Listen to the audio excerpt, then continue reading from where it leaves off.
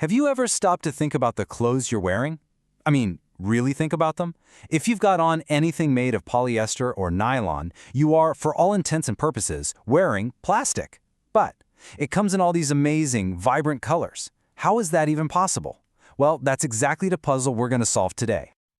So this is the big question, right? How do you get color to permanently stick to a material that is, at its core, a type of plastic? Think about it. Natural fibers like cotton or wool, they're easy. They're thirsty, they just soak up dye like a sponge. But synthetics, oh, that is a whole different ballgame. And here's the absolute heart of the problem. Polyester is hydrophobic. It's a fancy word, but it just means it hates water. It repels it. So trying to dye it with a traditional water-based dye, it's literally like trying to mix oil and water. It just doesn't work. The color has nothing to grab onto. So let's dive right into what we're calling the polyester problem. Because to really appreciate just how clever the solution is, you first have to understand why this material is so incredibly stubborn when it comes to color. You know, the science behind it is actually pretty straightforward. A hydrophobic fiber, by its very nature, pushes water away. So any normal dye that's dissolved in water, well, it has no way to get inside the fiber's structure to make a permanent home. That's like trying to paint a greasy pan with watercolors. The color just beads up on the surface and washes right off. So if the front door, using water, is locked, how do you get in? Well, chemists had to basically invent a whole new key, a completely new class of dye, designed specifically for this one impossible job. So let's meet the hero of our story, the Disperse dye. And the solution here is just brilliant, because instead of fighting the fiber's water-hating nature, Disperse dyes work with it. The key is that they have very low solubility in water. Now, you'd think that's a bug, but it's actually the key feature. They don't have an electrical charge either, which makes them the perfect little messengers to carry color into these hydrophobic materials. Okay, so how does this actually work?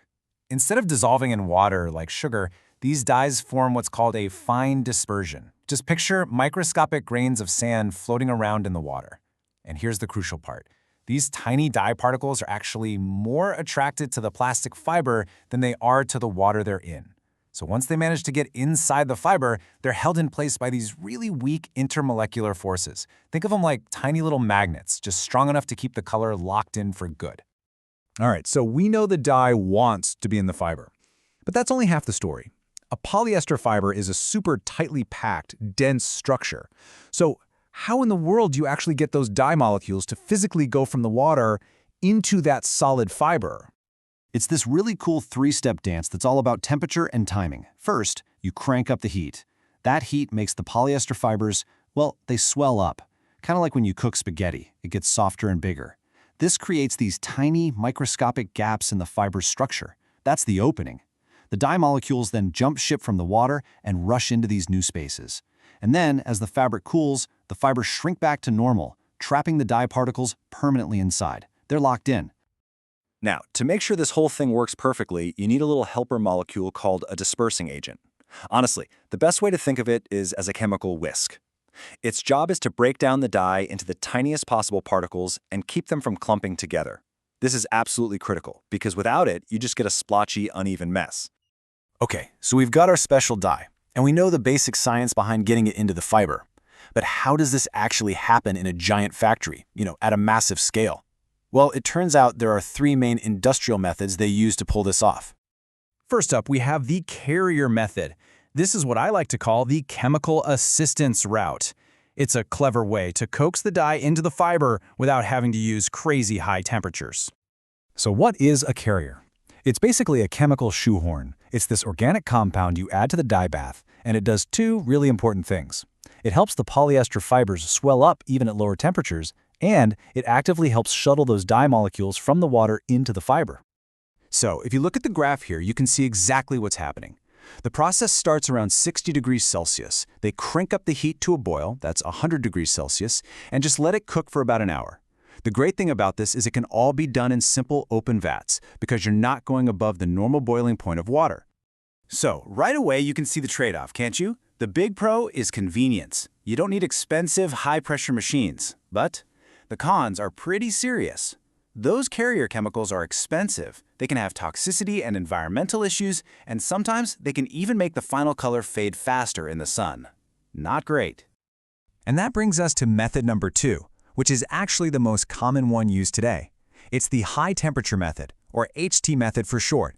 This approach basically says, forget the chemical helper, let's just use brute force. And by brute force, I mean high heat and high pressure. Now this chart looks similar at first glance, but check out that peak temperature, 130 degrees Celsius.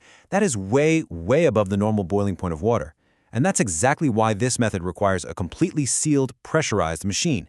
Just think of it as a giant industrial pressure cooker for fabric. Putting them side by side really makes a difference obvious. On the left, you've got the carrier method, using a chemical helper at a gentle 100 degrees. But on the right, the HT method just cranks the temperature up an extra 30 degrees and uses pressure to physically force those fibers open. No chemical shoehorn needed.